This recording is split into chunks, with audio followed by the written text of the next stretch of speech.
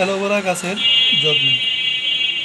যাদের এরকম অ্যালোভেরা গাছে এরকম দাগ হয়, হ্যাঁ, গুটি গুটি দাগ পড়ে, হ্যাঁ, কালো ছোপ ছোপ পরে পাতাগুলো নষ্ট হয়ে যায়, আপনারা খুব সহজে এই গাছের সমাধান করতে পারেন, চিকিৎসা করতে পারেন।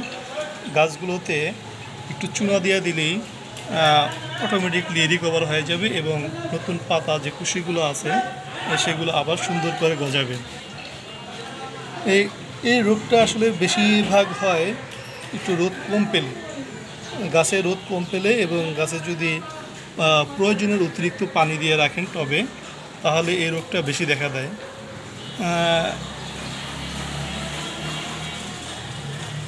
এভাবে আমরা যদি কিছুদিন পর পর বা প্রতি মাসে একবার করে চুনা দিয়ে দিলেই এই রোগটা আর হবে না।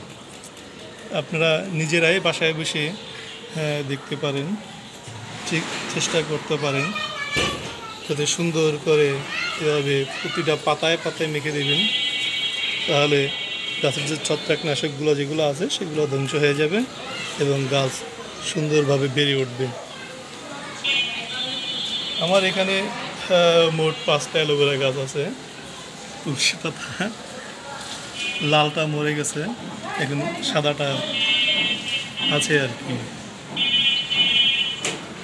আপনাদের বাসায়ও তুলসী পাতা গাছ লাগাতে পারেন, এটার অনেক গুণ আছে।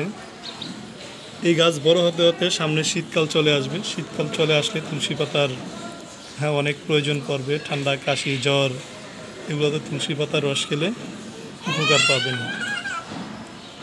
মোটামুটি চুনা দেওয়া প্রায় শেষ। অনেকেই ভাবছেন আমি যেহেতু কথা বলি যে আমার কাছে এরকম হয়েছে কিনা।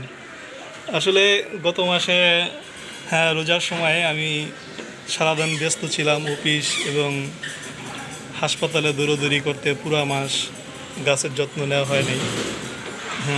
যার কারণে গাছগুলো এভাবেই নষ্ট হয়ে যাচ্ছিল। এখন শেষমেশ ট্রিটমেন্ট না দিলেই গাছগুলো আর সুস্থ করা যাবে না, এরকমই নষ্ট হয়ে যাবে এবং গাছের ডগা দুর্বল হয়ে যাবে। এই যে গাছের ডগা কিন্তু দুর্বল হয়ে যাচ্ছিল, পাতাগুলো ছোট হয়ে যাচ্ছে এবং চিকন হয়ে যাচ্ছিল। এর থেকে আপনি অনেকেই বলবে না এটার সহজ সমাধানটা, কিন্তু আপনি চাইলেই আপনার হাতের কাছ থেকে বা দোকান থেকে চুন এনে একটু হালকা পানি দিয়ে নেড়ে পাতলা করে আপনারা লাগিয়ে দিতে পারেন, খুব সুন্দরভাবেই সমাধান হয়ে যাবে। অভিজ্ঞ কেউ থাকলে জানাবেন যে পদ্ধতিটা ঠিক আছে কিনা বা আরও কোনো কিছু করতে হবে কিনা, তাহলে উপকৃত হব, সবাই উপকৃত হবে। তো আমারও কম জানা থাকতে পারে, আপনাদের থেকেও আমরা জেনে নিতে পারবো। ধন্যবাদ, সবাই ভালো থাকবেন।